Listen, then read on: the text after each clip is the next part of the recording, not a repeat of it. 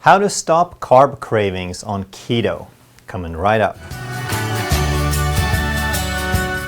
A lot of people are learning that sugar and carbohydrates is a bad idea in excess, that they drive blood sugar, they drive insulin up, they drive insulin resistance, and insulin resistance is related to not just obesity and weight gain, but to the majority of degenerative disease that we have in the Western world. And in their quest for low carb, a lot of people come across keto, or at least initially they try to cut their carbs back, but in the process they find out that they have cravings, that they don't feel so good. They feel like they're deprived when they're cutting back the carbs.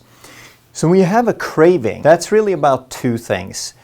One is you're sort of starving. Your body is trying to tell you that it's missing something that it used to have, and that's energy. And the other is addiction, that sugar and carbs, they act as drugs, just like alcohol is a drug, and that they can act differently on different people. So some people can have a drink or two and then stop and be fine with that, whereas others have an addictive personality, or they've developed an addiction, and therefore once they start they can't stop. There's no limit, there's no moderation to it.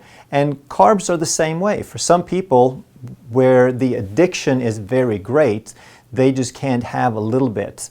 As soon as they open the floodgates a little bit, it just keeps going.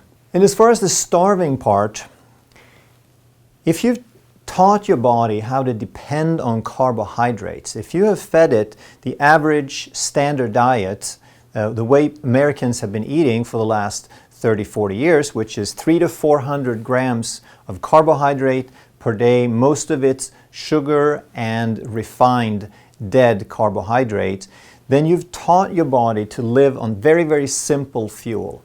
And it doesn't know how to convert. If you just cut back the carbs and offer it fat, it doesn't know what to do with that.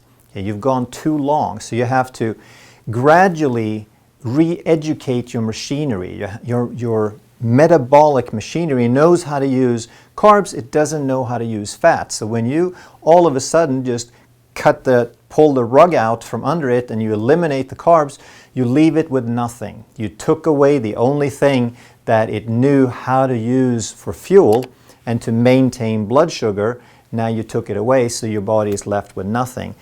And your body is in essence starving. Whenever you have cravings, that just means that you're not in ketosis yet.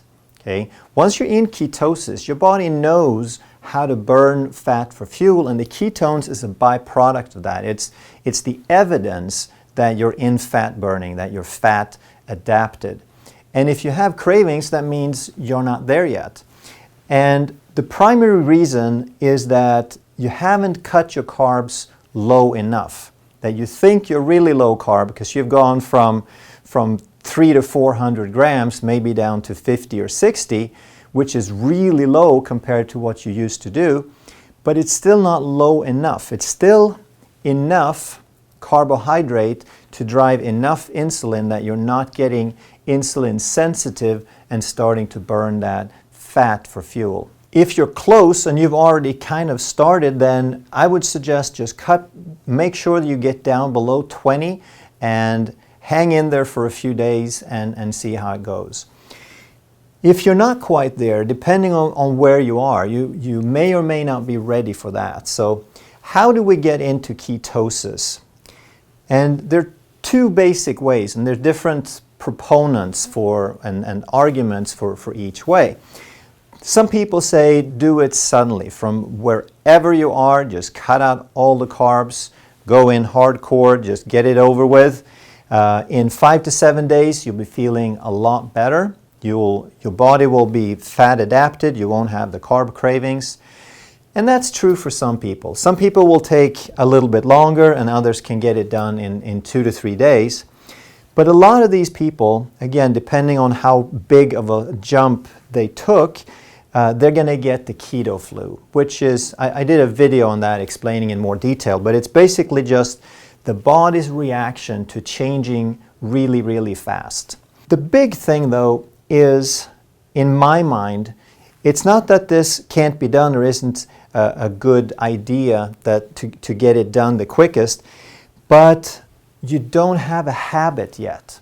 Okay, there's a couple of habits to make this long term, to make it sustainable. There's a couple of habits you have to develop. You have to convert your physiology. You have to convert your metabolic machinery from one fuel to another. But even more importantly, I think, is that you don't have the lifestyle habits yet. You haven't learned to cook good, satisfying recipes. You don't know what foods to choose, how often to eat, what foods to stock up and select, and you don't have an arsenal of a good variety of different satisfying foods. And because of that, there's a tendency in most people to at some point go back. And when people do things suddenly, there's a psychology to that. When people go the Whole30 diet, then they say, oh, you can do it for 30 days, just do it. And when people get that, when they do something suddenly, there's a psychology that says, I can do this, but it's not going to last forever. That you're kind of giving yourself the option of stopping at some point. And then the whole thing was pointless. And that's typically what happens. If you change something too fast, if you shock your body too much, then even if you're feeling better, you just don't have the habit. It's not a routine that you can maintain yet. So even though this works for a lot of people, in my experience, in my office, we are more proponents of the slow method. And so wherever you are, if that's 300 to 400 grams of carbs per day or 150 grams of carbs per day, just cut that back gradually. Figure out what the worst thing is that you're eating. If it's donuts or beer or sugar or pizza or grain or rice or oatmeal, whatever is the thing that's keeping you up at that level, figure out what the big stuff is and then cut it down gradually. Change it, reduce it by 10 or 20 or 30% per week, and before you know it, you will have lowered your carb count dramatically. And these numbers, we're counting net carbs, which is total carbs minus the fiber subtracted. And what that also allows you to do is, as you take one thing out, you replace it with something good. And you give your body some time and you give your lifestyle routine a chance to adapt and make that a habit. You develop some new recipes, you go online, you look for keto and paleo recipes, you look for grain-free recipes, and you make yourself, you make a deal with yourself to look up 2 or 3 new recipes. And you can look up some fat bomb recipes, some rewards. Okay, but you need a good variety, and it needs to be lots of vegetables, lots of healthy fats, and moderate meats. And once you learn how to do that, then there is no suffering, and you're developing a satisfying lifestyle that you can maintain. And during that time, as you do that, and you start getting more nutritious, more satisfying food in your body, you'll notice that you don't feel like having snacks anymore. There's no need to top off your blood sugar every couple of hours. First cut out the snacks, and then as you get down to 3 meals a day, all of a sudden you notice, I'm not so hungry for breakfast anymore. I just think I'll skip that. And you skip it. You might make a bulletproof coffee, put some MCT oil and some butter in it, and that'll give you a little bit of fuel without triggering any blood sugar. Butter and MCT oil have a virtually zero both glycemic index and insulin response. Then you're down to 2 meals a day, and now you start shrinking your feeding window. So you push it 30 minutes, you push it an hour shorter, and before you know it, you're in intermittent fasting, and now you're really kicking in teaching your body about fat burning and insulin sensitivity. So now what a lot of people do, before they know it, they find themselves around 60 grams of carbs a day. And this is what happens. This is how we do it in my office. We do it gradually. We want to develop some habits. We want to get the lifestyle into it, not just shock value. And now, once you're at 60 grams, that's the time, if you want to get into ketosis, to go for it. You make the transition all at once. You convert. And for some people, that just means cutting out one more thing. Maybe they're just cutting out a little bit of potato or a little bit of rice or something, whatever it was that contributed their main carbs. And now they haven't really changed much at all.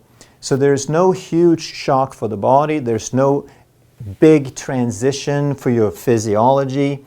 And now you can probably get into ketosis in a couple of days. You don't get the keto flu. You're not suffering. And now if you had any carb cravings left earlier, now I guarantee that you probably won't have those more than a day or two if you get down to 20 grams of carbs. They may already be gone even before that. So like this channel is all about, I want to emphasize that it's about health. Okay, that's the only reason you want to do any of these things. You want to be healthy. You want to have a high quality life for as long as possible. Weight is just one of those things that are going to go away along with getting healthy. So don't be in a hurry. Put health first. Follow these steps that I outlined so that you can do this long term. There is no change that is worth it if you're not going to keep it up. So if you can't develop the habits and the good variety and the satisfying foods to allow you to keep it up, then why do it in the first place? Then you're just shocking and tossing your body around and smacking it around a little bit. So don't do that. So don't cheat. If your ancestors didn't have it, then it's like it doesn't exist. Just cut it out. Don't look back. Don't allow yourself to think of that thing as food again. Give this a try and let me know how it works for you. If you have any questions, suggestions, feedback, let me know. I'll do my very best to answer that. If you have suggestions or questions that might end up in other videos, let me know that as well, and I'll take that into consideration. Share this video with as many people as you can because it's about helping people get healthy. 19 out of 20 people you know are going to die early from something related to insulin resistance and processed foods. So do them a favor and let them know about this stuff. Thanks for watching.